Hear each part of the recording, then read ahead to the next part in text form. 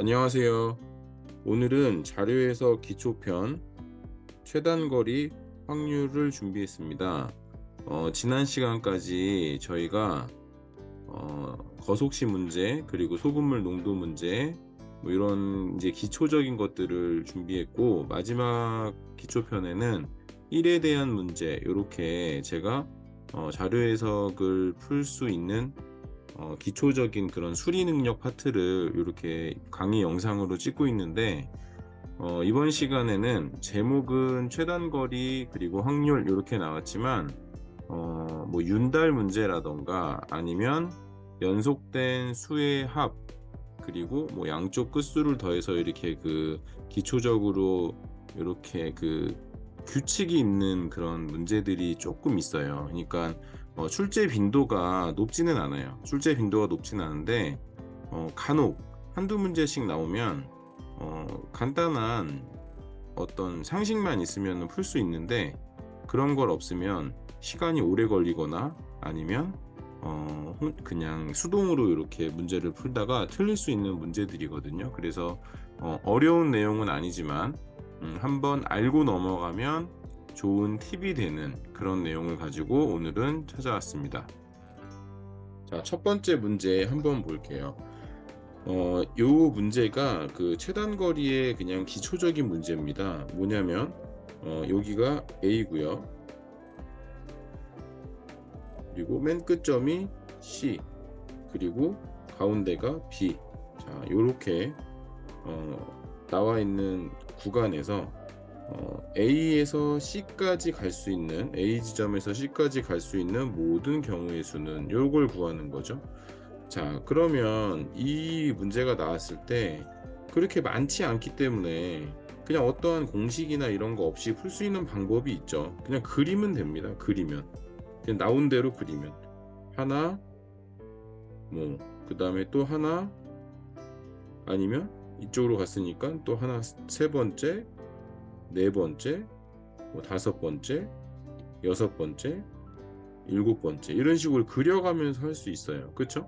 자, 그랬을 때 이렇게 단순한 거면 괜찮지만 요 문제라던가 아니면 다음에 나오는 문제처럼 조금 많이 막 계산을 해야 되는 부분이 있다면 시간도 오래 걸리고, 그리고 중복된 거를 셀 수도 있고 혹시 모르고 까먹을 수도 있어요.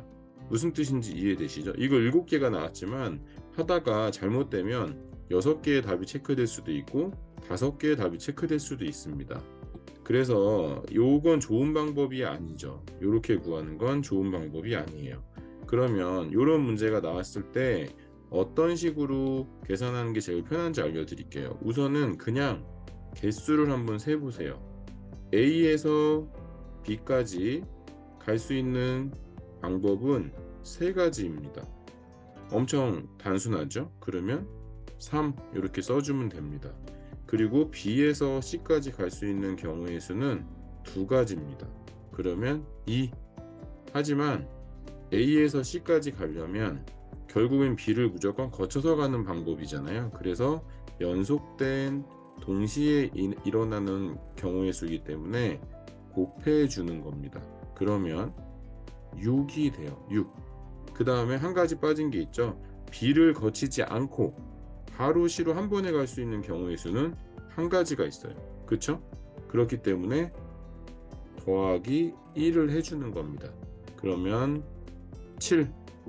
그래서 정답이 7개. 굉장히 쉽게 나오죠. 이해되시죠?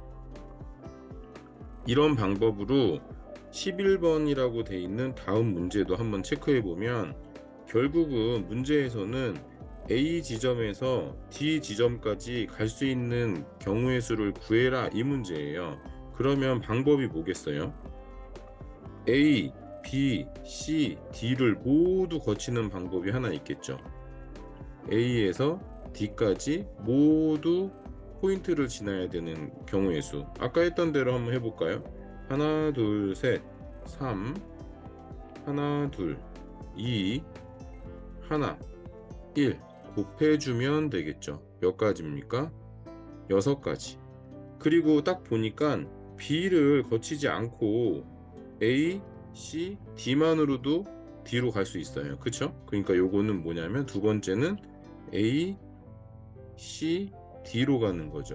자, 얘 같은 경우는 일단 하나, 둘, 두 가지 경우의 수고요. 하나, 한 가지 경우의 수 해서 2입니다. 그래서 이거 두 개를 더해주면 8. 그래서 1번이 정답이라는 거를 쉽게 구할 수 있겠죠. 근데 이거를 뭐 이렇게 계속 그리다 보면 어떻게 되겠어요? 풀 수는 있지만 잘못하면 빼먹을 수가 있고 시간이 이렇게 계산하는 것보다 오래 걸립니다. 이해되시죠? 그래서 이런 최단거리 문제가 나오면 지금 알려드린 방법대로 개수를 정확하게 계산만 해주시면 됩니다. 자, 다음 문제 마지막으로 한 번 더 풀어보고 최단거리 문제는 마치도록 할게요. 자, 똑같은 문제죠. 하지만 한 가지 다른 점이 있어요. 뭐냐면 K는 여기가 집이랍니다. 집. 그리고 B가 회사예요. 그러면 갈 때는 이게 출근이죠. 출근할 때는 가를 통해서 가고 퇴근할 때는 나를 통해서 온다. 결론은 여기에서 물어보는 건 뭡니까? A가 집을 떠나서 B를 갔다가 다시 A 집으로 돌아오는 경우의 수를 물어보는 거죠. 그러면 아까 했던 대로 일단 출근할 때를 한번 알아볼까요? 자, 출근도 하나, 둘, 셋, 3, 하나, 둘, 2 곱하면 6가지 방법으로 출근을 할 수 있죠. 퇴근도 하나, 둘, 두 가지, 하나, 둘, 두 가지, 4가지 방법입니다. 자, 근데 앞에 문제에서는 이렇게 나온 걸 더했잖아요. 왜 더했을까요? 각각 일어나는 일이니까. 하지만 이건 어떻게 돼요? 출근을 했다가 퇴근을 하는 거는 동시에 일어난다고 봐야 됩니다. 예전에 학교 다닐 때 여러분들이 확률 개념의 경우의 수 이런 걸 배울 때 AND의 개념이냐 아니면 OR의 개념이냐 이런 거를 배운 적이 있을 거예요. AND 같은 경우는 동시에 일어나는 겁니다. 동시에. 자, 출근을 했으면 퇴근을 하죠. 출근을 하면 퇴근을 합니다. 결국은 집까지 오는 것들은 동시에 일어나는 AND의 개념이기 때문에 AND의 개념은 곱해지고 OR의 개념은 더해진다라는 것만 알고 있으면 헷갈리지가 않아요. 그래서 이거는 더하는 게 아니라 곱하는 거죠. 왜냐하면 집으로 와야 되는 게 연속해서 이루어지니까. 이해되시죠? 그래서 24가지 정답은 1번이 되겠죠. 그러면 앞 페이지의 문제를 한번 가볼게요. 얘는 왜 6 곱하기 1이 아니라 6 더하기 1일까요? 자, 얘는 동시에 일어나는 게 아니에요. A, B, C를 거쳐서 가는 건 동시에 일어나는 거지만 A에서 C로 가는 건 개별로 일어나는 겁니다. 한마디로 얘기하면 이렇게 동시에 일어나는 건 곱해졌지만, 그쵸? A에서 C로 가는 건 그냥 개별로 하나가 더 있는 거예요. 결론은 C까지만 가면 되는데 B를 거쳐서 가느냐 아니면 B를 제외하고 가느냐의 문제입니다. 그래서 얘는 AND의 개념이 아니라 OR의 개념으로 들어간다고 해서 더해진다고 생각하시면 이해가 되겠죠. 한마디로 다시 한번 설명해 드리고 마무리를 하면 동시에 이루어지는 것들은 곱해지는 거고 각각 이루어지는 것들은 더해지는 겁니다. 이해되시죠? 무슨 얘기인지. 그래서 이런 부분들을 잘 이해를 하시면 최단거리 문제는 어렵지 않게 구할 수 있을 겁니다. 이번 문제는 확률입니다. 자, 확률 문제의 가장 기본적인 게 이런 형태의 문제라고 보시면 돼요. 확률은 결국은 뭐 경우의 수를 가지고 구하는 확률 문제도 있지만 이렇게 비가 온 날, 안 온 날, 비가 왔느냐 안 왔느냐 이런 식으로 역수 관계의 문제가 나와요. 역수 관계가 뭐냐면 이거예요. 자, 비가 온 날 다음 날에 비가 올 확률이 5분의 1이에요. 그러면 이제 헷갈리니까 여기에서 이렇게 한번 적어 볼까요? 자, 비가 온다고 했으면 동그라미라고 표시를 하고 비가 안 온다고 한 날을 X로 한번 표시해 볼게요. 그러면 지금 비가 온 다음 날에도 비가 온 거잖아요. 그러면 비가 일단 왔어요, 이날. 그리고 다음 날 또 비가 왔어. 그러면 얘를 5분의 1로 표시한다는 거거든요. 그러면 비가 안 오는 경우의 수는 뭘까요? 비가 안 오는 경우의 수. 당연히 5분의 4가 되겠죠. 이게 역수 개념, 역산 개념이라고 생각하시면 돼요. 역수라기보다는 역산이 맞겠죠. 이렇게 예를 들어서 합격률이 60%면 불합격률은 40%. 이렇게 이해하는 거랑 똑같은 문제입니다. 이해되시죠? 모든 경우의 수 확률은 100%를 기준으로 하는 거기 때문에 결국에는 비가 온 날이 5분의 1이라는 거는 비가 안 온 날은 5분의 4가 돼서 두 개를 더했을 때 1이 됨으로써 100%가 된다라는 것을 의미합니다. 그래서 이렇게 이해하셔야 돼요. 그리고 다음 주제가 뭐가 있어요? 비가 안 온 날 다음 날 비가 올 확률은 4분의 1이라고 했으니까 비가 안 올 확률은 4분의 3이 되겠죠. 자, 이해되시죠? 요런 개념. 이렇게 이해를 하고 문제를 풀면은 됩니다. 문제에서는 화요일에 비가 내렸다고 합니다. 근데 문제에서 궁금한 거는 목요일에 비가 올 확률을 궁금한 거예요. 그러면 화요일과 목요일 사이에 수요일이 있겠죠?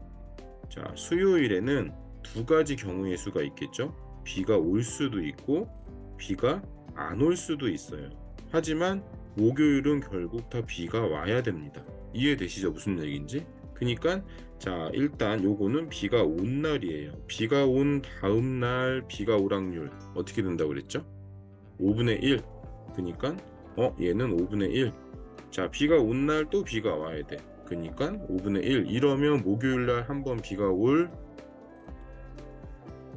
경우의 수가 나오고, 그쵸? 그 다음에 이제 비가 온 날 다음 날 비가 안 와.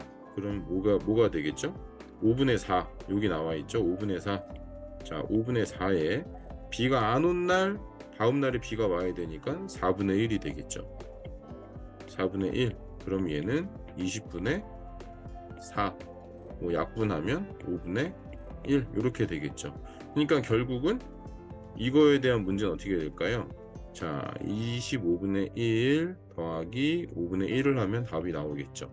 그래서 통분하면은 얘는 25분의 6 나오기 때문에 정답은 3번이 되겠죠.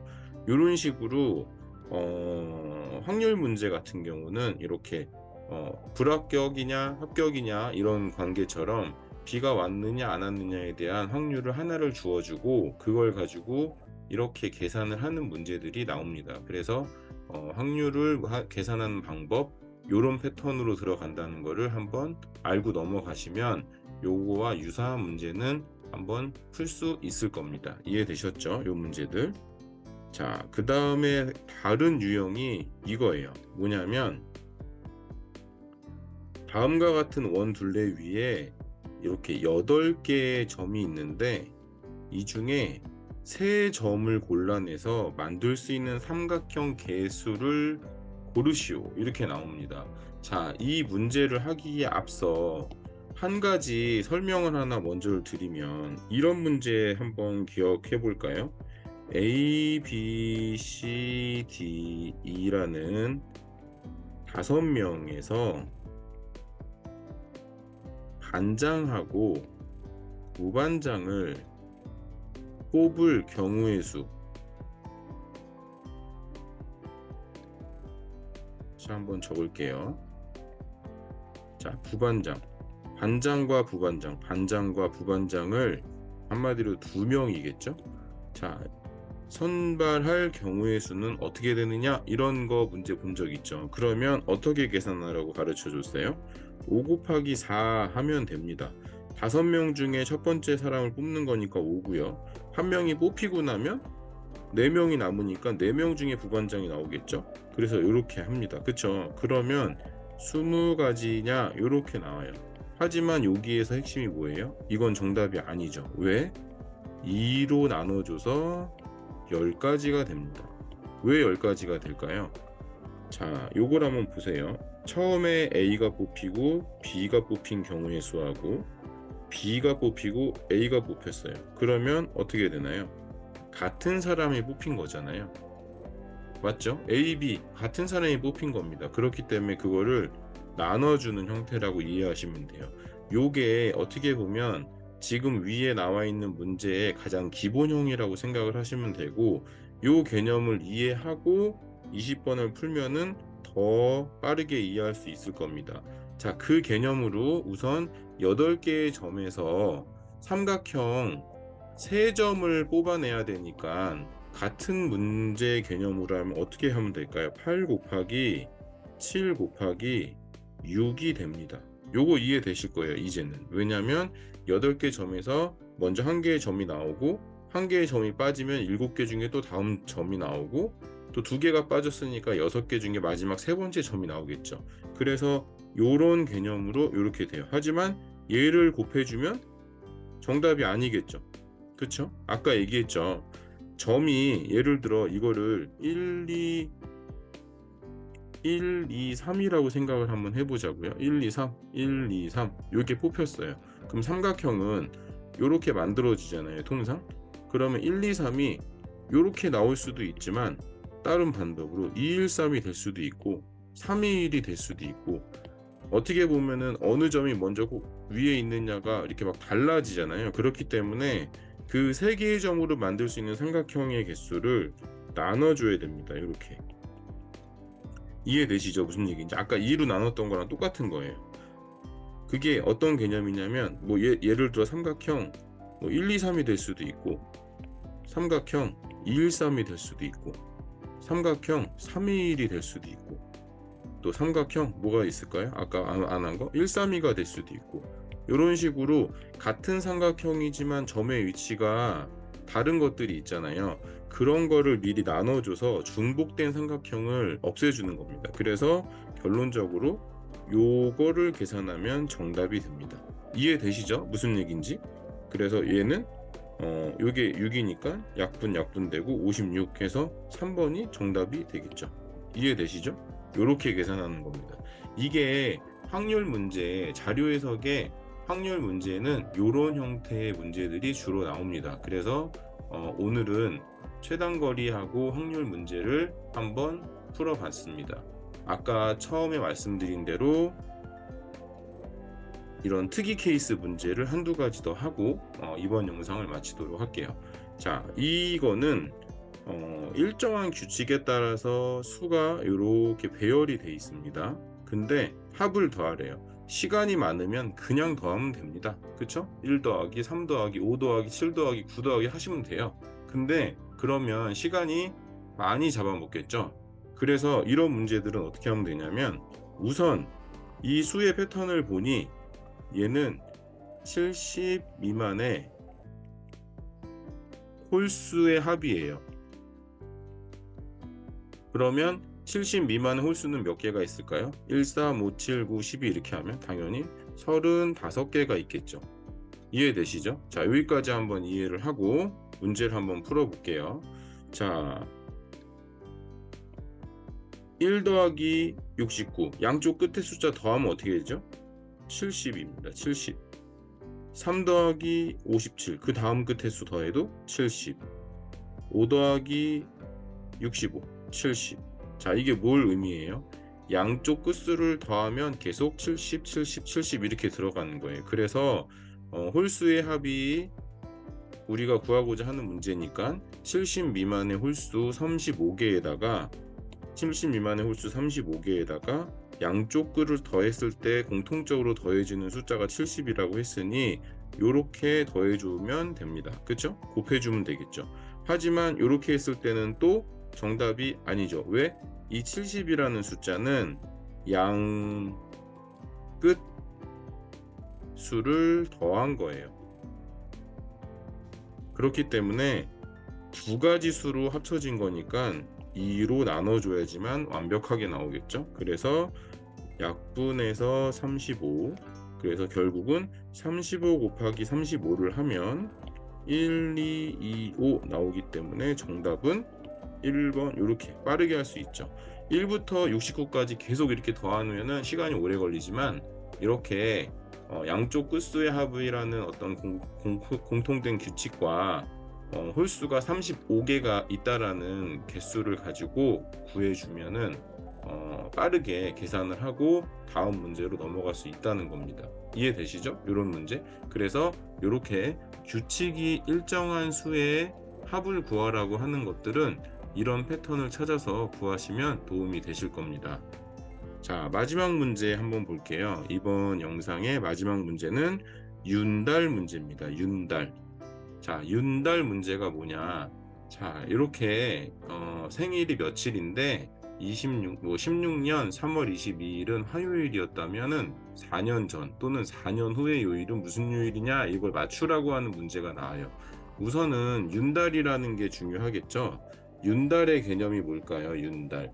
자, 윤달의 개념은 2월이 29일까지 있는 해를 말합니다. 2월이 29일까지 있는 해. 그러면 결국은 윤달은 월드컵 주기, 올림픽 주기처럼 4년에 한 번씩 오거든요.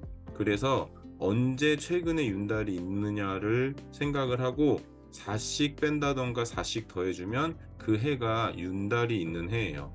그래서 제일 중요한 거는 2020년에 윤달이 있었어요. 그쵸? 윤달이 있었습니다. 그렇기 때문에 그냥 이렇게 하나만 알고 계시면 됩니다. 아, 언제 윤달이 있었네? 그러면 2024년에 윤달이 올 거고 2016년에도 윤달이었고 2012년에도 윤달이었고 이렇게 알 수 있겠죠. 그거를 이제 우리가 기본 상식으로 알고 있으면 이 문제를 풀 수 있죠. 그러면 일단 윤달의 개념은 알았고 그 다음에 알아야 될 거. 자, 윤달이 무시된 상태에서 만약에 오늘이 며칠이냐면 제가 영상을 찍는 날이 10월 28일입니다. 10월 28일. 그러면 22년 10월 28일이 금요일이라면 23년 10월 28일은 무슨 요일이냐? 자, 요런 거를 우리가 알고 있어야 되겠죠? 1년이 지나면 요일이 어떻게 바뀌는 패턴으로 가는지. 자, 1년이 지나면 어떻게 될까요? 자, 일주일은 7일이죠. 1년은 365일이에요. 그러면 7을 이렇게 나눠주면은 어떻게 되냐면 5, 2, 그러면 364일이 됩니다. 그러면 얼마가 남아요? 하루가 남아요. 결론 52주 하고 1일이 남습니다. 이게 무슨 뜻이에요? 요일은 1년이 지날 때마다 하나씩 앞으로 간다는 소리입니다. 그래서 결국에 별도의 계산 없이도 똑같은 날이지만 내년도 10월 28일은 금요일이 아니라 토요일이 된다는 것만 알고 계시면 이 문제를 쉽게 해결할 수 있어요. 그러면 윤달이 있는 해라면 어떻게 될까요? 한 칸 더 가는 거예요. 그 해만. 이해되시나요? 평소 때는 예를 들어 이렇게 한번 볼게요. 자, 지금이 2022년 10월 28일이에요. 자, 23년 10월 28일은 무슨 요일이 된다고 그랬죠? 오늘이 금요일이니까 토요일이 되는 거죠. 근데 24년은 일요일이 돼야 하는 게 맞지만 아까 얘기했죠. 20년이 윤달이었으니까 24년도 윤달이에요. 그러면 일요일이 아니라 무슨 요일이 됩니까? 한 칸 더 가서 월요일. 이해되시죠? 요게 윤달 문제의 기준이에요. 기준.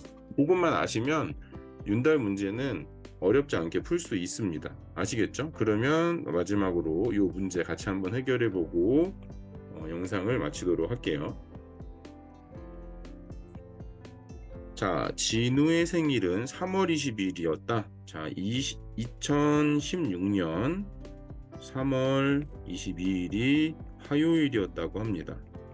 그러면 문제에서 원하는 거는 2012년 3월 22일이에요. 그러면 15년이 있을 거고 14년이 있을 거고 13년 12년 3월 22일을 원하는 거죠. 자, 그러면 윤달이 있는 해를 한번 체크해 볼까요? 자, 16년 윤달 있어요. 12년 윤달 있어요. 하지만 과거로 가는 거기 때문에 윤달이 적용되는 건 어디가 적용이 되나요? 16년만 적용이 되죠. 무슨 뜻인지 이해되시죠? 백으로 돌아가는 거잖아요. 윤달은 2월 29일이니까 요 해만 2월 29일을 지나가고 윤달이 있는 12년도는 3월 22일에서 멈추기 때문에 2월에 적용이 안 돼요. 그것만 이제 이해하시면 돼요. 그쵸? 그래서 윤달이 있는 해는 16년이기 때문에 15년으로 가려면 미래로 가면은 한 칸씩 앞으로 갔지만 가오라면 뒤로 가겠죠, 당연히. 그럼 화요일에서 월요일이 되는 게 맞지만 윤달을 적용받기 때문에 어떻게 되나요? 일요일이 되는 겁니다. 월요일이 아니라 한 칸 더 가서. 그러면 14년은 토요일, 13년은 금요일, 12년은 목요일이 되겠죠. 답 나왔죠? 네, 목요일. 4번이 정답이 되는 겁니다. 아시겠죠? 윤달 문제.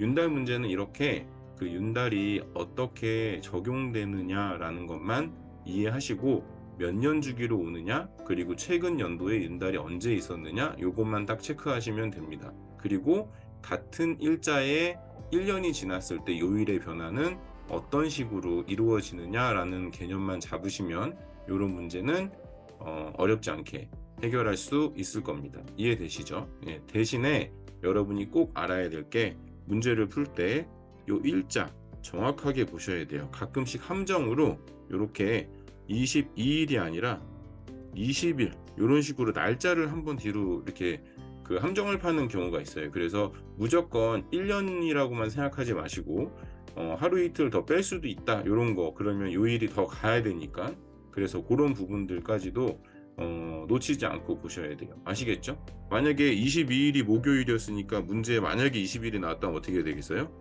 목요일이 아니라 이틀 전이니까 화요일이 되겠죠, 정답이. 이해되시죠? 이런 식으로 함정이 있을 수도 있다. 그래서 이런 문제가 나오면 꼭 일자를 정확하게 확인하시면 틀리는 일이 없으실 겁니다. 자, 오늘은 자료에서 기초편, 최단거리, 확률, 그 다음에 규칙적인 숫자의 합, 그리고 윤달 문제를 한번 긴 시간 동안 한번 알아봤어요. 지금 제가 자료에서 기초편을 4번째 찍고 있는데 아마 이제 식을 세우는 문제, 그쵸? 방정식을 세우는 문제를 제외하고는 수리적인 문제를 어느 정도 다뤘다고 생각을 합니다. 그래서 다음 시간에 마지막 기초편 식 세우기에 대한 강의를 하고, 그 강의가 끝나면 이제 본격적으로 표 분석 문제, 표 계산 문제, 그리고 추론 문제에 대해서 5문제에서 7문제 정도 시험에 나올 수 있는 수준으로 강의 영상을 이렇게 다시 한번 표 문제에 대해서도 촬영해서 올릴 예정이니까 자료 해석을 공부하시는 분들은 꾸준하게 한번 따라와 보시면 아마 수준이 많이 좋아지실 수 있을 거예요. 그리고 궁금한 점이나 기타 여러 가지 문의사항이 있다면 댓글이나 아니면 연결되어 있는 오픈톡으로 연락을 주시면 제가 거기에 대해서 답변을 최대한 빠른 시간 안에 해드릴 수 있도록 하겠습니다. 자, 긴 시간이지만 오늘도 영상을 끝까지 시청해 주신 분들 감사드리고, 다음에 또 다시 좋은 영상으로 인사드릴 수 있도록 하겠습니다. 감사합니다.